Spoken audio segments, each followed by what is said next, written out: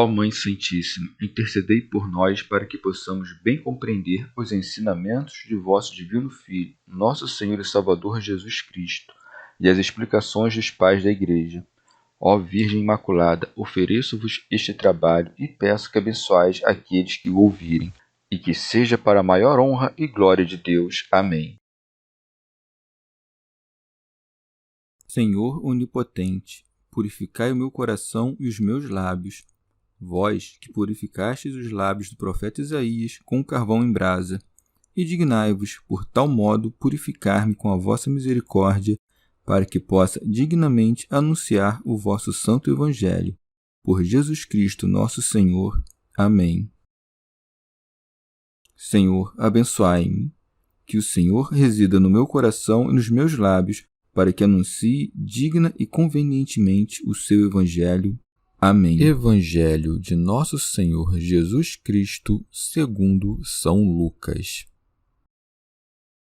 Jesus perante Pilatos. Toda a multidão se levantou e conduziram-no a Pilatos. Começaram então a acusá-lo, dizendo: Encontramos este homem subvertendo nossa nação, impedindo que se paguem os impostos a César e pretendendo ser Cristo o Rei. Pilatos o interrogou: És tu o rei dos judeus? Respondendo, ele declarou: Tu o dizes. Pilatos disse então aos chefes dos sacerdotes e às multidões: Não encontro nesse homem motivo algum de condenação. Eles, porém, insistiam: Ele subleva o povo, ensinando por toda a Judéia, desde a Galiléia, onde começou, até aqui. A essas palavras, Pilatos perguntou se ele era galileu.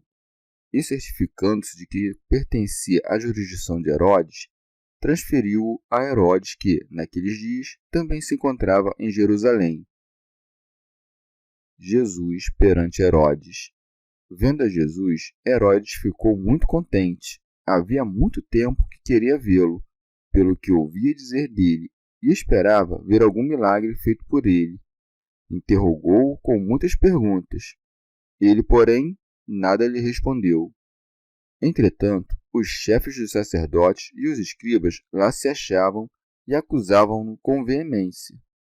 Herodes, juntamente com a sua escolta, tratou-o com desprezo e escárnio, e vestindo-o com uma veste brilhante, o mandou novamente a Pilatos.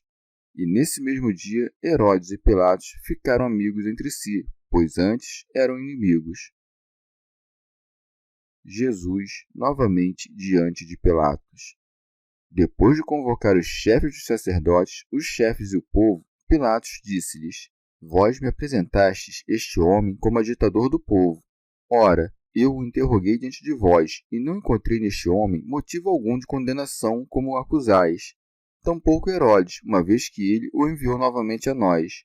Como vedes, este homem nada fez que mereça a morte. Por isso eu o soltarei, depois de o castigar. Eles, porém, vociferaram todos juntos: Morra esse homem! Solta-nos Barrabás! Este último havia sido preso por um motim na cidade e por homicídio. Pilatos, querendo soltar Jesus, dirigiu-lhes de novo a palavra, mas eles gritavam: Crucifica-o! Crucifica-o! Pela terceira vez, disse-lhes: Que mal fez esse homem? Nenhum motivo de morte encontrei nele, por isso o solto depois de o castigar. Eles, porém, insistiam com grandes gritos, pedindo que fosse crucificado, e seus clamores aumentavam. Então Pilatos sentenciou que se atendesse ao pedido deles. Soltou aquele que fora posto na prisão por motim e homicídio, e que eles reclamavam. Quanto a Jesus, entregou-o ao arbítrio deles. A caminho do Calvário. Enquanto o levavam, tomaram certo Simão de Cirene, que vinha do campo, e impuseram-lhe a cruz para levá-la atrás de Jesus. Grande multidão do povo seguia, como também mulheres que batiam no peito e se lamentavam por causa dele. Jesus, porém, voltou-se para elas e disse: Filhas de Jerusalém, não choreis por mim, chorai antes por vós mesmas e por vossos filhos. Pois, eis que virão dias em que se dirá: Felizes as estéreis, as entranhas que não conceberam e os seios que não amamentaram. Então começarão a dizer às montanhas: caí sobre nós, e as colinas, cobri-nos, porque se fazem assim com lenho verde, o que acontecerá com o seco? Eram conduzidos também 2 malfeitores para serem executados com ele. A crucifixão. Chegando ao lugar chamado Calvário, lá o crucificaram, bem como aos malfeitores, um à direita e outro à esquerda. Jesus dizia: Pai, perdoa-lhes, não sabem o que fazem. Depois, repartindo suas vestes, sorteavam-nas. Jesus na cruz, sujeito a zombaria e ultrajes. O povo permanecia lá olhando. Os chefes, porém, zombavam e diziam: A outros salvou, que salve a si mesmo, se é que é o Cristo de Deus, o eleito. Os soldados também caçoavam dele. Aproximando-se, traziam-lhe vinagre e diziam: Se és o rei dos judeus, salva-te a ti mesmo. E havia uma inscrição acima dele: Este é o rei dos judeus. O bom ladrão. Um dos malfeitores suspensos à cruz o insultava, dizendo: Não és tu o Cristo? Salva-te a ti mesmo e a nós. Mas o outro, tomando a palavra, o repreendia: Nem sequer temes a Deus estando na mesma condenação? Quanto a nós, é de justiça. Pagamos por nossos atos, mas ele não fez nenhum mal. E acrescentou: Senhor, lembra-te de mim quando vieres com teu reino. Jesus lhe respondeu: Em verdade eu te digo, hoje estarás comigo no paraíso. A morte de Jesus.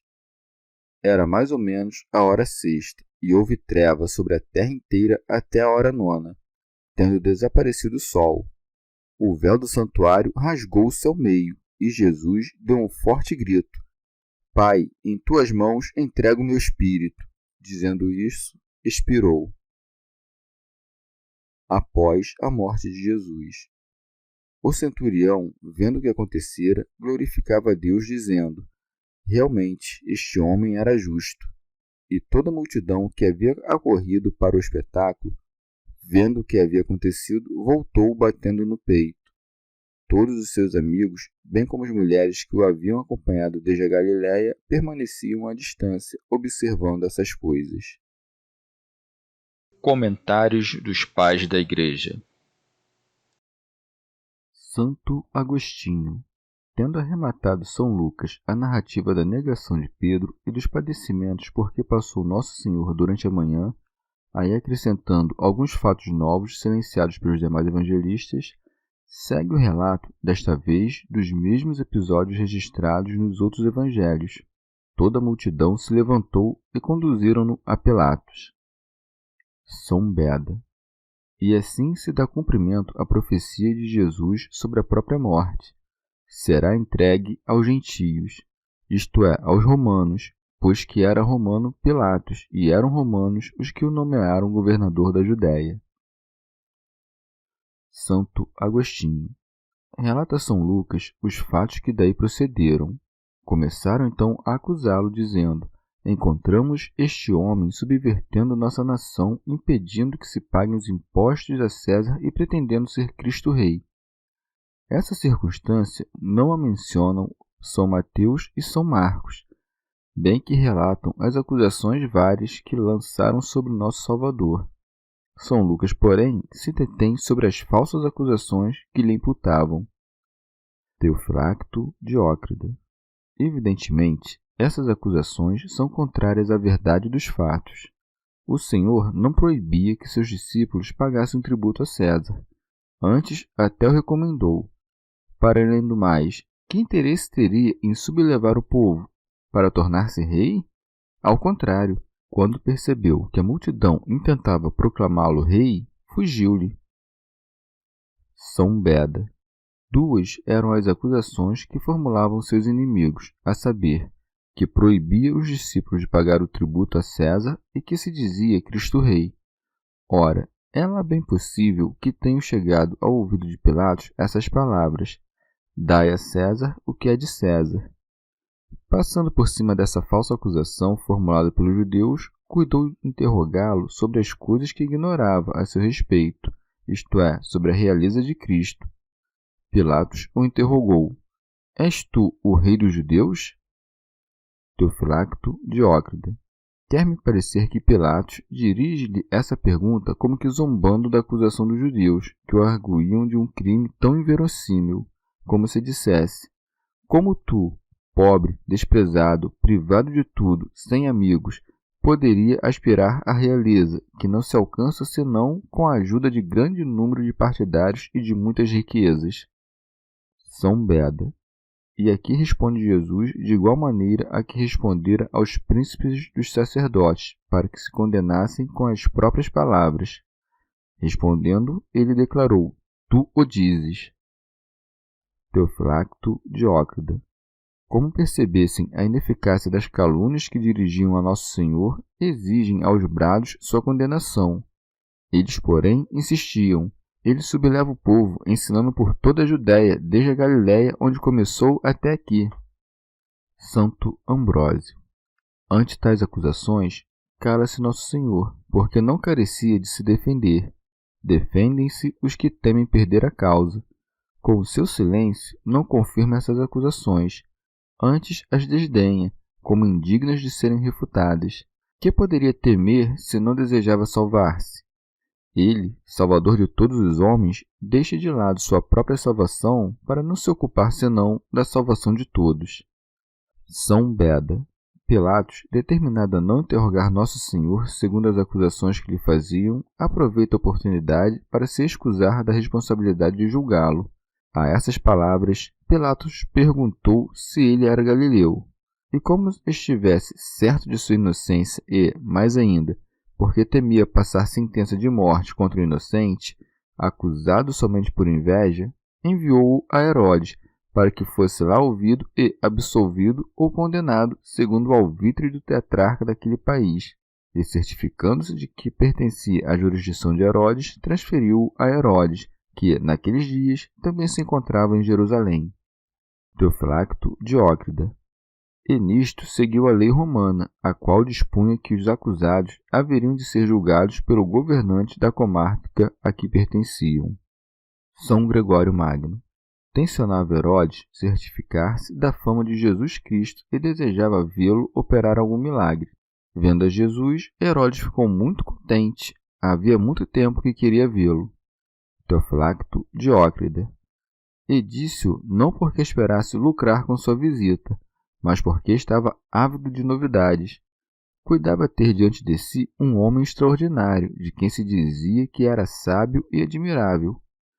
Por ter ouvido dele muitas coisas, e esperava ver-lhe fazer algum milagre.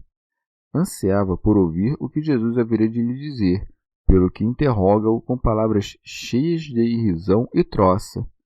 Mas Jesus, cuja conduta é determinada pela razão, e que, como dá testemunho Davi, regra as palavras segundo a prudência, julgou mais apropriado calar. Com efeito, todo discurso que se dirige a quem não lhe há de extrair benefícios torna-se para ele causa de condenação. São Gregório Magno. A conduta de Nosso Senhor aí nos ensina de guardar silêncio todas as vezes em que nossos interlocutores, enaltecendo-nos, queiram conhecer nossas obras sem, contudo, estarem dispostos a mudar o modo de proceder.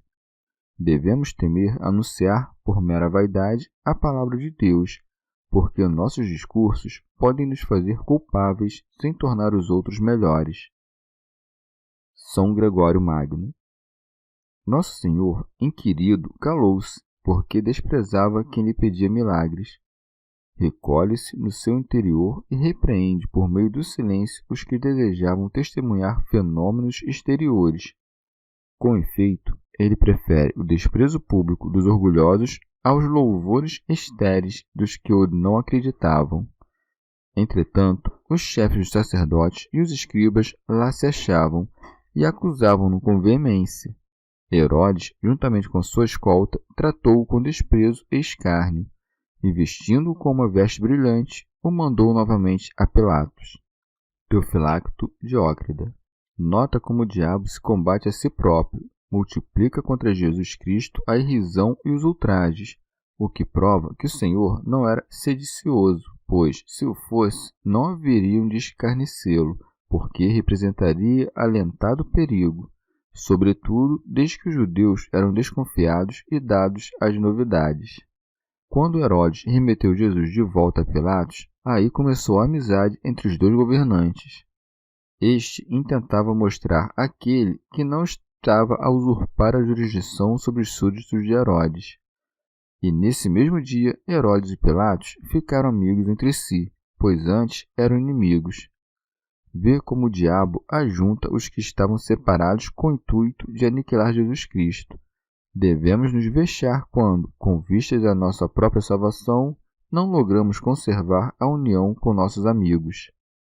Santo Agostinho torna São Lucas aos acontecimentos que se passavam na casa do governador, depois de ter interrompido esta linha narrativa para relatar o que se passou entre Jesus e Herodes. Depois de convocar os chefes dos sacerdotes, os chefes e o povo, Pilatos disse-lhes: Vós me apresentastes este homem como agitador do povo. Ora, eu o interroguei diante de vós e não encontrei neste homem motivo algum de condenação como o acusais. É de se notar que São Lucas não relata o episódio em que Pilatos insta com Jesus a que responda a seus acusadores. Santo Ambrósio. Conquanto tenha Pilatos reconhecido publicamente a inocência de Nosso Senhor, ainda assim condenou-o à morte por crucifixão. Jesus foi enviado a Herodes e remetido de volta. Tampouco Herodes, uma vez que o enviou novamente a nós. Como vedes, este homem nada fez que mereça a morte. Como se vê, ambas as autoridades convieram em inocentá-lo. Contudo, tomando de um vago temor, Pilatos consentiu em satisfazer a vontade de um povo brutificado. Teofilacto Diócrida. Mostrou-se Pilatos fraco e tímido na defesa da verdade, porque temia tornar-se ele próprio réu. Por isso, eu o soltarei depois de o castigar. São Beda. Asseguro-vos de que ele há de apanhar e sofrer humilhações tantas quantas forem necessárias para vos satisfazer, contanto que deixeis de clamar por sangue inocente. Ora, Pilatos era obrigado a soltar-lhes pela festa da Páscoa um preso. Estava obrigado não pela lei romana, mas pelos costumes judaicos, a que anuía para granjear-lhes a simpatia. Teofilacto Diócrida. Porquanto os romanos haviam permitido que os judeus vivessem de acordo com as suas leis e ritos. Ora bem, constituía-se uso assentado entre os judeus solicitar ao governante a concessão de indulto aos criminosos condenados à morte, como outrora Saul interveio em favor de Jonatas. E deprecaram Pilatos neste teor. Eles, porém, vociferaram todos juntos: Morra esse homem! Solta-nos Barrabás! Este último havia sido preso por um motim na cidade e por homicídio. Santo Ambrósio. Não sem propósito requisitam a absolvição de um homicida, esses mesmos que instavam a morte de um inocente. De fato, aí vão leis que governam a iniquidade, odeiam a inocência e amam o crime. O nome do homicida tem certa significação simbólica. Barrabás, em latim, quer dizer filho do pai. Ora, são os chamados filhos do demônio que preferem o filho de seu pai, ou seja, do anticristo, ao verdadeiro filho de Deus. São Beda. Ainda hoje, os judeus sofrem as consequências dessa nefasta decisão. Preferiram um ladrão a Jesus, um assassino ao Salvador. É de justiça, portanto, que vieram a perder a salvação e a vida, passando a praticar toda sorte de sedições e latrocínios, até lhes serem arrancadas a pátria e o reino. Teofilacto Diócrida. Uma nação outrora santa degrada-se a ponto de pedir a morte de um inocente, ao passo que Pilatos, de origem pagã, tenta opor-se-lhes. Pilatos, querendo soltar Jesus, dirigiu-lhes de novo a palavra. Mas eles gritavam: Crucifica-o! Crucifica-o! São Beda. Desejavam matar um inocente com morte cruel. Queriam crucificá-lo. Os crucificados, pregados à madeira da cruz com cravos que lhes transfixavam os pés e as mãos, eram condenados a morrer lentamente, para que os suplícios se prolongassem por largo espaço. Mas o próprio Jesus Cristo escolhera a morte de cruz, porque desejava tanto que triunfasse sobre o diabo, que a estabeleceu como troféu a ser posto à vista dos fiéis. Teofilacto Diócrida. Por terceira vez proclama Pilatos a inocência de Jesus. Pela terceira vez disse-lhes: Que mal fez este homem? Nenhum motivo de morte encontrei nele, por isso o solto depois de o castigar. São Beda. São João atesta que a todos esses castigos que propôs Pilatos para satisfazer o povo, de modo a dissuadi-los da crucificação de Jesus, acresceu ainda o escárnio. Daí então os judeus, tomando o tento de que as suas acusações foram refutadas pelo cuidadoso interrogatório de Pilatos, apelam para o grito. Eles, porém, insistiam com grandes gritos, pedindo que fosse crucificado, e seus clamores aumentavam. Teofilacto Diócrida. E pela terceira vez instam a morte de Jesus Cristo, obtendo, à força da insistência, o que desejavam. Comentário de São Tomás de Aquino em forma de glosa. Concluído o relato da condenação de Jesus, segue-se o de sua crucificação. Enquanto o levavam, tomaram certo Simão de Cirene, que vinha do campo, e impuseram-lhe a cruz para levá-la atrás de Jesus. Santo Agostinho. São João relata que Jesus levava a cruz sobre si, o que nos leva à conclusão de que ele próprio a carregava desde o momento em que partira em direção ao lugar chamado Gólgota, Calvário. No caminho, contudo, puseram a cruz sobre Simão para que a levasse até lá. Teofilacto Diócrida. Verdade é que ninguém aceitaria de si carregar a cruz, porque era tida como infamante. Por esse motivo, puseram-na sobre Simão, obrigando-o a carregar o que os demais recusavam. Com isto, cumpriu-se a profecia de Isaías, deste teor, e foi posto o principado sobre seu ombro. Com efeito, o principado de Cristo é a cruz, e segundo o apóstolo, foi por meio dela que Deus exaltou-se a si mesmo. Alguns carregam como sinal de distinção um cinto, outros uma mitra. Nosso Senhor, todavia, a cruz. Santo Ambrósio. Jesus carregava a cruz como a um troféu. Seja que Jesus a tenha levado, seja que Simão tenha sido coagido a tanto, é sempre ele que a carrega para o homem, e este a leva na pessoa de Jesus Cristo. Não há aqui contradição alguma com o relato dos demais evangelistas, porquanto a significação mística é a mesma. A ordem de nosso progresso no caminho da perfeição exige que, primeiro, Jesus a tenha de si carregado, como um troféu, para em seguida repassar o fardo aos mártires. Ora bem, não foi um judeu que o ajudou, mas um estrangeiro, um peregrino. E ele não caminhava ao diante, mas o segue, segundo as palavras do Salvador.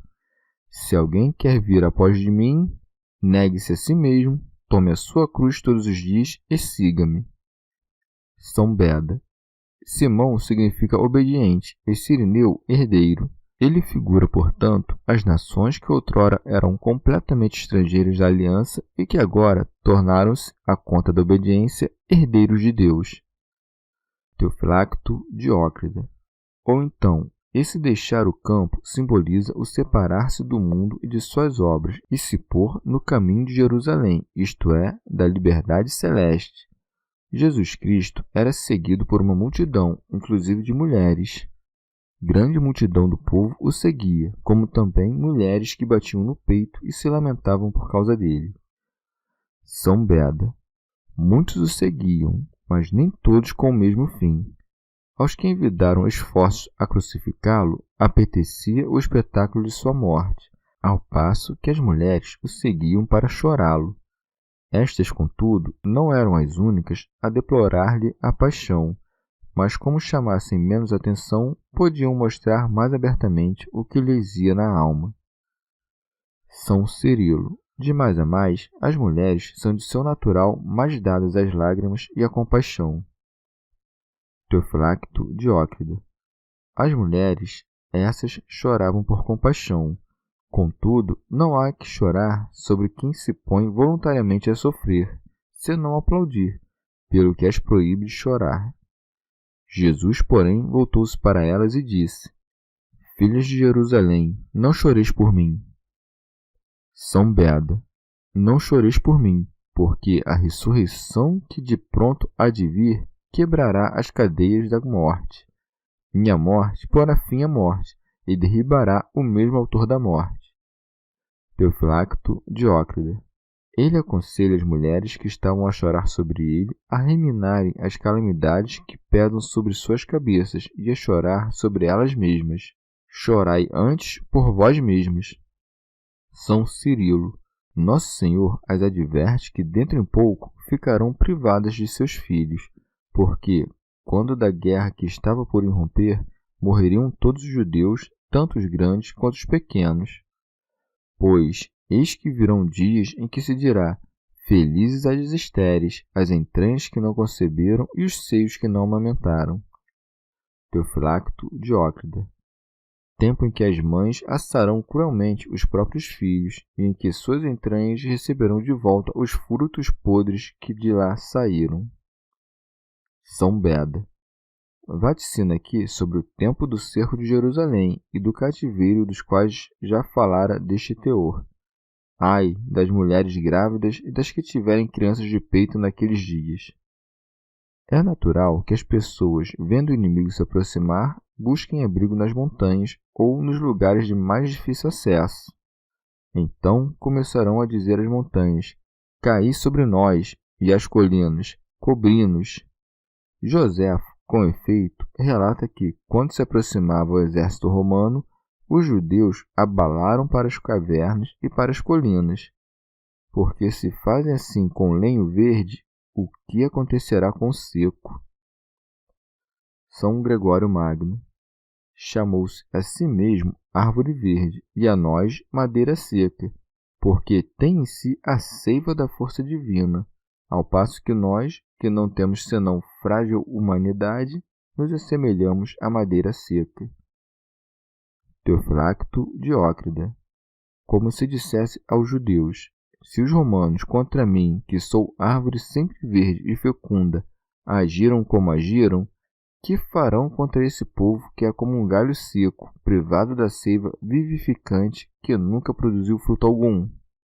São Beda. Ou então, dirigia-se a todos quando disse: se mesmo eu, que não cometi pecado, que sou chamado árvore da vida, não pude deixar este mundo sem ter passado pelo fogo de minha paixão, quais são os tormentos reservados às árvores caídas que jamais deram fruto? Teofilacto Diócrida. Buscando fazer germinar certa noção falsa a respeito de Nosso Senhor, o diabo fez com que alguns malfeitores fossem crucificados junto dele. Eram conduzidos também 2 malfeitores para serem crucificados com ele. Santo Atanásio. Para que a incorruptibilidade germinasse onde fora semeada a corrupção, Nosso Senhor entrega o próprio corpo no local onde o gênero humano perdeu sua integridade primordial. Por isso que desejou ser crucificado sobre o Calvário. Chegando ao lugar chamado Calvário, lá o crucificaram. Os doutores judeus asseguravam que ali era o sepulcro de Adão. São Cirilo. Estes sofrimentos do corpo não os padeceu o Filho unigênito de Deus na sua natureza divina, mas na humana, como homem. Pode-se, portanto, dizer do Filho único de Deus que padeceu e não padeceu. Como homem, sim. Como divindade, porém, não. São João Crisóstomo. Com efeito, o Salvador não veio por destruir sua própria morte, porque, sendo a vida, não estava sujeito à morte, mas à dos homens. Assim, não foi de morte natural que seu corpo pereceu, mas à conta dos suplícios cruéis que padeceu nas mãos dos homens. São Gregório de Nissa. A forma da cruz, cujas 4 extremidades partem de um mesmo centro, simboliza que a virtude e a providência do crucificado estendem-se por todas as partes. Santo Agostinho. E é de razão que Nosso Senhor tenha escolhido a morte de cruz. Quis nos mostrar qual seja a largura, o comprimento, a altura e a profundidade de que fala o apóstolo. A largura acha-se no eixo horizontal da cruz, onde ficam as mãos, razão porque simboliza as boas obras. O comprimento, que é a parte que desce da horizontal até a terra, onde tem seu ponto de apoio, isto é, firmeza e perseverança, frutos da longanimidade. A altura, por sua vez, parte do centro em direção ao alto, ou seja, em direção à cabeça do crucificado, porque a verdadeira esperança tende para o céu. Por fim, a parte da cruz que se cravou na terra e que, portanto, ficou oculta a sustentar todo o resto, representa a profundidade da graça de Deus. São João Crisóstomo. Crucificaram-no ao lado de 2 ladrões, a fim de que fosse associado aos crimes deles. Lá o crucificaram, bem como aos malfeitores, um à direita e outro à esquerda. Mas não lograram êxito, porque desses ladrões nada se diz, mas a cruz de Jesus é honrada em todas as partes. Os reis, deixando de lado suas coroas, põem a cruz sobre a púrpura, sobre os diademas, sobre as armas. A cruz brilha nos santos altares do mundo todo. Assim não sucede às coisas humanas. Enquanto vivem os homens de valor, exaltam-se-lhes as boas obras, mas depois de mortos, a lembrança desses feitos morre com eles. Com Jesus Cristo ocorreu precisamente o contrário. Antes da cruz, tristeza profunda. Depois dela, tudo se fez luminoso. Disto tiramos que este crucificado não foi somente homem. São Beda.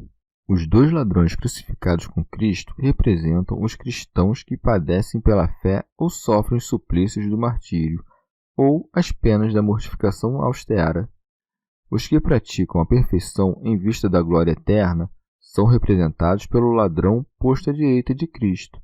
Os que o fazem por motivo de vanglória imitam a conduta do ladrão à esquerda. São João Crisóstomo. Porque nosso Senhor disse: orai pelos que vos maltratam e vos perseguem. Elevado na cruz, ora assim: Pai, perdoa-lhes, não sabem o que fazem. E assim o diz, não porque lhes não pudesse perdoar ele próprio, senão que deseja, assim com o exemplo como com as palavras, nos instruir a orar por nossos inimigos. Ora bem, diz perdoa-lhes, mas sob a condição de que se arrependam, que Deus enche-se de misericórdia pelos verdadeiros penitentes que se põem a lavar as culpas à força da fé. São Beda. Que não se leve a certeza de que a prece do Salvador foi ineficaz, desde que logrou converter todos aqueles que, finda a paixão, creram nele. Atente-se para o fato que ele não rogou por aqueles que, tendo-o reconhecido como Filho de Deus, ainda assim preferiam vê-lo crucificado a confessá-lo, senão pelos que, ignorando o que faziam, estavam a arder de zelo, mas de um zelo maculado de compreensão, porque não sabem o que fazem. Expositor grego. Quanto àqueles que perseveram na incredulidade, mesmo depois da crucifixão, esses não contem se excusar com a ignorância, quando muitos sinais e milagres proclamaram em alta voz a divindade de Cristo. Santo Ambrósio. Importa considerar em que condições Jesus foi levantado na cruz. Vê-se, por primeiro, que estava desnudo. O que busca triunfar sobre o mundo, esse não deve procurar ajuda nos bens do século. Vencido, Adão buscou se vestir. Jesus despe-se para triunfar e ergue-se na cruz tal como Deus criou o homem desde sua origem. Eram estas as condições em que habitava Adão no paraíso terrestre. São ainda as mesmas para Nosso Senhor, que entra no paraíso celeste. E de razão que, antes de altear-se na cruz, despiu-se dos trajes reais, porque desejava nos ensinar que foi crucificado enquanto homem, e não enquanto Deus, bem que o Cristo seja, a um só tempo, um e outro. Santo Atanásio. Nosso Senhor, que por amor a nós submeteu-se às condições impostas pela natureza humana, cobriu-se com nossos trajes, símbolo da mortalidade de Adão, para em seguida lançá-los de lado, a nos revestir em troca com a vida e com a incorruptibilidade. Depois, repartindo suas vestes, sorteavam-nas. São Beda. A sorte de que fala o Evangelho parece simbolizar a graça de Deus, porque, quando se decide pela sorte, não entra em linha de conta as qualidades pessoais ou os méritos. abandonam-se ao julgamento oculto de Deus. Teofilacto Diócrida. E, pois, por derrisão que tiram a sorte sobre as vestes do Salvador. Ora bem, que haveria de o povo fazer quando os mesmos príncipes o ultrajaram? O povo permanecia lá olhando, os chefes, porém, zombavam. Santo Agostinho. O evangelista escreve príncipes, sem acrescentar dos sacerdotes, porque queria significar todas as pessoas autorizadas da nação, sejam escribas, sejam os anciãos. São Beda. Sem o querer, admitem que Jesus Cristo salvou os outros, quando dizem: a outros salvou, que salve a si mesmo, se é o Cristo de Deus, o eleito. Santo Atanásio. Nosso Senhor Jesus Cristo, que é verdadeiro Salvador, desejava ser reconhecido assim, não por ter salvado a si mesmo, mas por tê-lo feito às suas criaturas. Assim que o Senhor se fez Salvador, porque não tinha necessidade de salvação. Tampouco não tentava ser reconhecido porque descera da cruz, mas porque nela morrera. Ao morrer na cruz, salvou com melhor eficácia os homens do que teria feito se dela descesse. Expositor grego. Vendo o diabo que não lograva o que intentava, vacilava e, nada mais podendo pôr efeito, inculcou em alguns a ideia de administrar vinagre para o Salvador. Os soldados também caçavam dele, aproximando-se, traziam-lhe vinagre. Ignorava o demônio que assim agia em desfavor de si mesmo. Com efeito, ele ofereceu ao Salvador o amargor da ira, produzido pelo descumprimento da lei, que pesava sobre todos os homens. Jesus tomou para si todo este amargor, a nos sobrar no lugar deste vinagre, o vinho da sabedoria divina. Teofilacto Diócrida. Ofereceram-lhe o vinho como a um rei. Se és o rei dos judeus, salva-te a ti mesmo. São Beda. É muito de notar que os judeus blasfemavam e escarneciam do nome de Cristo, porque o tinham lido nas Escrituras. Os soldados, porém, que as desconheciam, insultavam-no como o rei dos judeus. Teofilacto Diócrida. Vai aqui nova astúcia do diabo contra Jesus Cristo. Publica a causa da morte do Salvador em 3 idiomas diferentes, a fim de que todos os passantes vejam que foi crucificado porque se dizia rei. E havia uma inscrição acima dele: este é o rei dos judeus. O que em verdade significava que o povo mais poderoso, o romano, o mais sábio, o grego, e o mais religioso, o judeu, haveriam de submeter-se ao império do Cristo. Santo Ambrósio. É de razão que esta inscrição lhe foi posta sobre a cabeça, pois o reino de Jesus Cristo tem por princípio não a natureza humana, senão a força divina. E isto leio em São João: o Verbo era Deus, e em São Paulo: Deus é a cabeça de Cristo. São Cirilo. Contudo, um dos ladrões uniu-se aos judeus ao insultar a Cristo. Um dos malfeitores, suspenso à cruz, o insultava, dizendo: não és tu o Cristo? Salva-te a ti mesmo e a nós. O outro, porém, o redarguiu, mas o outro, tomando a palavra, o repreendia. Nem sequer temes a Deus estando na mesma condenação? Vai além e confessa os próprios crimes. Quanto a nós, é de justiça. Pagamos por nossos atos. São João Crisóstomo. Assume aqui o réu a função de juiz, ele que, depois de ser torturado e confessar os crimes ante o tribunal de Pilatos, entra a reconhecer a verdade mesma.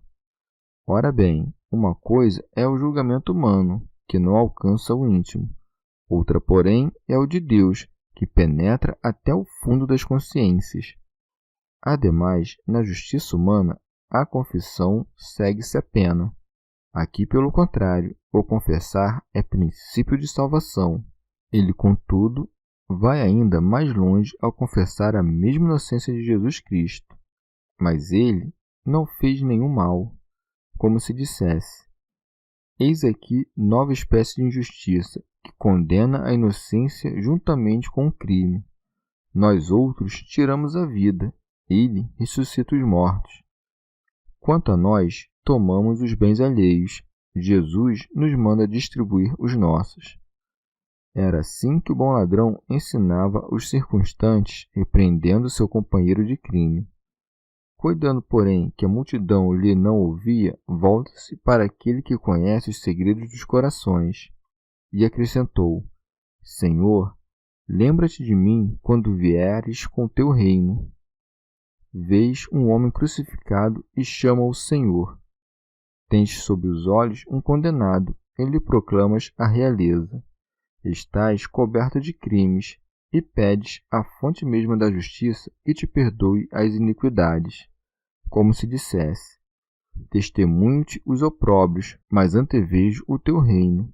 E tu, Senhor, apaga meus crimes públicos e aceita a sinceridade de minhas intenções. A iniquidade usurpara o discípulo da verdade. Acaso esta não haverá de transformar o discípulo da iniquidade? São Gregório Magno. Esse ladrão tinha as mãos e os pés cravejados à cruz, e nele só não estavam a sofrer o coração e a língua. Inspirado por Deus, oferece tudo o que tem, segundo as palavras do apóstolo. Com o coração se crê para alcançar a justiça, mas com a boca se faz a confissão para conseguir a salvação. Dessa maneira, o bom ladrão, súbito tomado da graça divina, recebe e conserva na cruz as 3 virtudes de que fala o mesmo São Paulo. Teve fé, pois creu que nosso Senhor haveria de um dia reinar, vendo morrer na cruz consigo. Teve também esperança, uma vez que pediu para entrar no seu reino. Por fim, deu provas de caridade quando exprobou a conduta culpável de seu companheiro e cúmplice, que pagava a pena capital em punição a esses mesmos crimes. Santo Ambrósio. Que exemplo há de mais poderoso do que esse para nos encorajar a tornar a Deus, visto que ele obteve tão facilmente o perdão? O Senhor perdoou de pronto, mas a conversão também foi imediata. A graça sempre sobrecede a prece, porque nosso Senhor nos dá mais do que lhe pedimos. O ladrão pede que se lembre dele, e Jesus lhe responde: Em verdade te digo, hoje estarás comigo no paraíso. A vida consiste em habitar com Jesus Cristo, e onde ele está, lá está também seu reino. Teofracto Diócrida. E do mesmo modo que o rei vitorioso retorna triunfante à pátria, trazendo consigo os mais suntuosos despojos, assim nosso Senhor, tomando do diabo uma de suas presas, ou seja, este ladrão, o leva consigo ao paraíso. São João Crisóstomo. Era muito de ver-se esse espetáculo. Nosso Senhor, entre 2 ladrões, pesando com a balança da justiça, de um lado a fé, do outro a incredulidade. Se o diabo logrou expulsar Adão do paraíso, Nosso Senhor introduz no céu, por primeiro, um ladrão, antes mesmo dos apóstolos. Uma simples palavra, unida à fé, tão somente bastou para lhe abrir as portas do paraíso, para que ninguém, extraviado, se desespere da salvação. São Gregório de Nissa. É preciso examinar ainda por que razão o bom ladrão foi julgado digno de entrar no paraíso, se uma espada de fogo interdita a entrada dos santos. Observa-se, entretanto, que o texto sagrado diz que essa espada de fogo se movia sempre, a afastar os indignos e deixar entrar livremente da vida os que eram dignos dela. Santo Ambrósio. É para notar que São Mateus e São Marcos relatam que ambos os ladrões insultavam Nosso Senhor. Em São Lucas, diferentemente, apenas um deles o faz, ao passo que o outro opõe-se-lhe. Talvez os 2 tenham entrado a insultá-lo, mas um deles logo mudou de ideia. Pode-se também pensar que os 2 primeiros evangelistas usaram a forma plural no lugar do singular, como nesta passagem. Foram cerrados os que andaram errantes, cobertos de pele de ovelha e de cabra. Ao passo que só Elias cobria-se de pele de cabra, e só o profeta Isaías tinha sido cerrado. Simbolicamente, estes 2 ladrões representam os 2 povos pecadores, que deveriam ser crucificados no batismo com Jesus Cristo, e suas condutas tão diferentes figuram o proceder diverso destes dois que abraçaram a fé.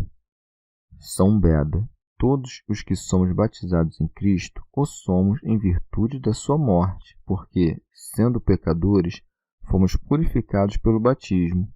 Contudo, alguns são coroados porque glorificam a Deus sofredor na carne, ao passo que outros perdem a graça recebida porquanto renunciam à fé e às obras de seu batismo. São Cirilo.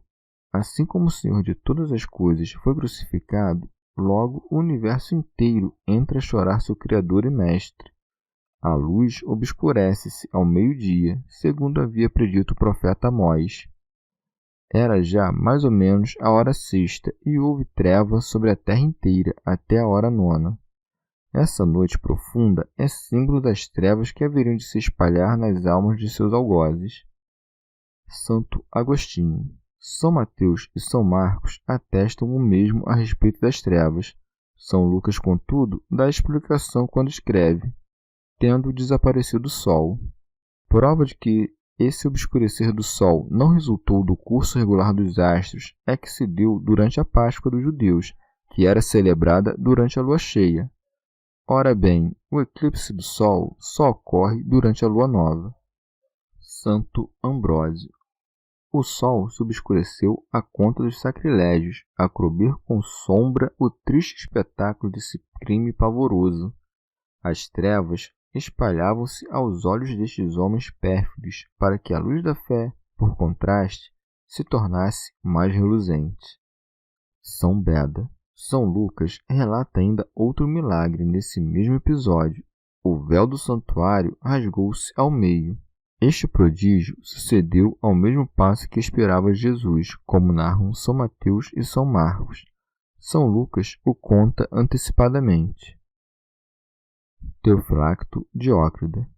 Com isso, Nosso Senhor deu a conhecer que o Santo dos Santos deixava de ser inacessível e passaria a estar aberto a todos e seria profanado pelos romanos. Santo Ambrósio. O véu do templo cindido figura a divisão dos dois povos e a profanação da sinagoga. Rompa-se o antigo véu, dando lugar a que a nova igreja alteie o novo véu de sua fé. O véu da sinagoga desaparece, nos dando a contemplar com os olhos da alma os mistérios profundos da religião. Teofilacto Diócrida. Também significa que o véu que nos separava dos mistérios do céu rasgou-se, isto é, a inimizade de Deus e o pecado. Santo Ambrósio. Depois de beber o vinagre, todos os mistérios da vida mortal de Jesus estavam cumpridos, restando tão somente os da imortalidade. Jesus deu um forte grito: Pai, em tuas mãos entrego o meu espírito. São Beda. Ao invocar Deus como Pai, declara-se Filho de Deus. Quando encomenda o Espírito, não demonstra com isso escassez de poder, senão segurança de que o compartilha com seu Pai. Santo Ambrósio. A carne morre para que o Espírito ressuscite. Encomenda o Espírito nas mãos do Pai, a fim de que todas as criaturas que habitam os céus vejam-se livres dos liames da iniquidade e de trazer a paz no céu, que servirá de modelo à paz que há de vir sobre a terra.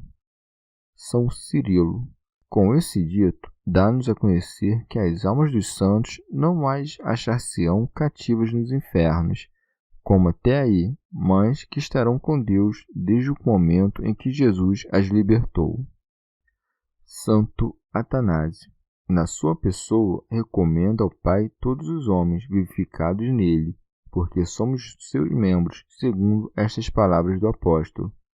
Todos vós sois um só em Jesus Cristo. Santo Ambrósio. Encomenda a alma ao Pai, mas estando nos céus, alumbra os infernos e extravasa a todas as criaturas os efeitos da redenção, pois que Cristo é em todas as coisas e todas as coisas subsistem nele. São Gregório de Nissa. Pode-se dizer com efeito que, durante a paixão, a divindade não abandonou parte alguma da humanidade à qual achava-se unida e que se separou a lanço a alma do corpo, permanecendo ela mesma unida a ambos. e por este meio que logra derribar o poder da morte, pelo seu corpo entregue à morte, ao passo que, pela alma, abre ao bom ladrão as portas do paraíso.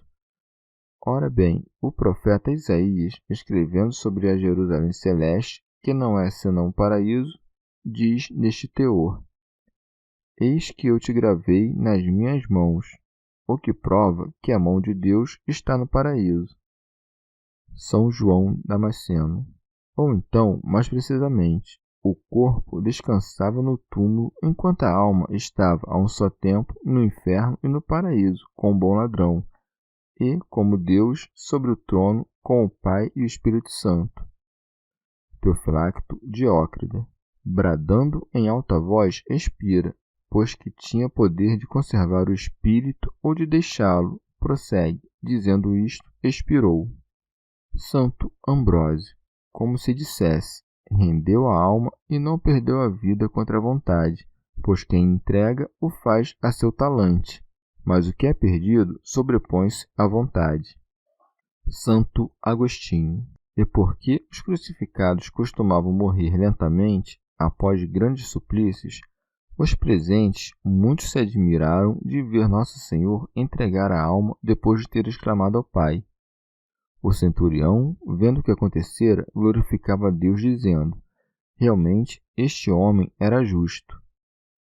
E não há aqui contradição entre São Mateus, que relata ter sido o tremor de terra a causa do espanto do centurião, e São Lucas, segundo o qual o centurião foi tomado de pasmo quando ouviu Nosso Senhor exclamar, manifestando o muito poder que ainda conservava na hora da morte. Ademais, São Mateus, atribuindo a admiração não só ao tremor da terra, senão também a tudo que se passou, demonstra a veracidade do relato de São Lucas, que dá como causa da admiração do centurião a mesma morte de nosso Salvador. Quando São Lucas, por seu turno, se exprime deste teor, o centurião, vendo o que tinha acontecido, abarca de maneira genérica todos os prodígios que então sucederam, ajuntando todos os milagres como se formassem um só corpo. Poder-se-ia apontar certa divergência, todavia, com o que vai relatado em São Mateus, que registra a fala do centurião nestes termos: na verdade, este era o Filho de Deus, e São Lucas, que o faz nestes outros: na verdade, este homem era justo.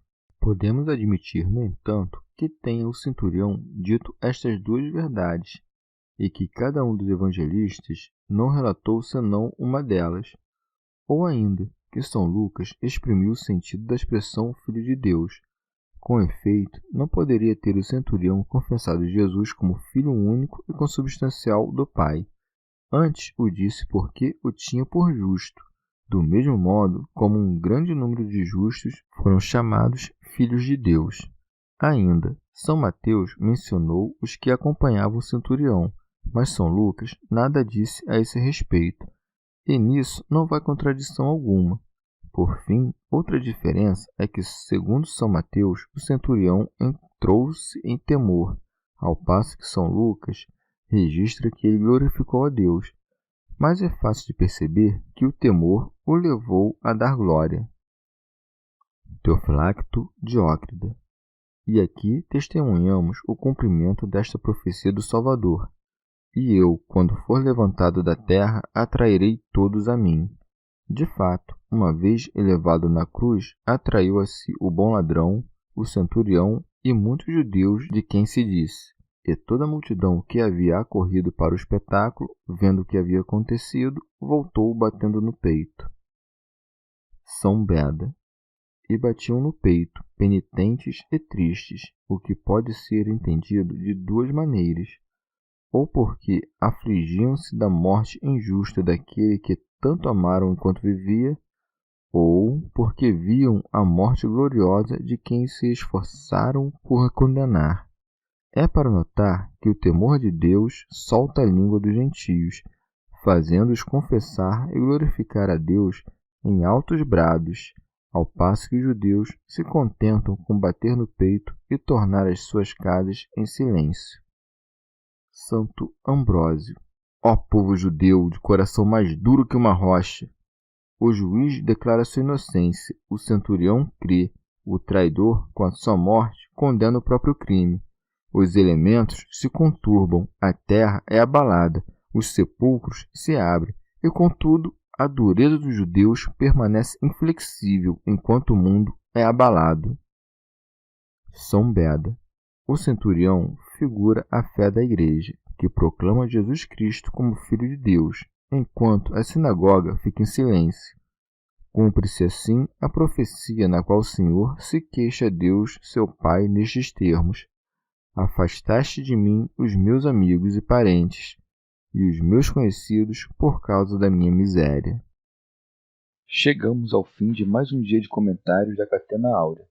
Muito obrigado por ficarem até aqui, que Nossa Senhora derrame suas graças sobre nós e até amanhã.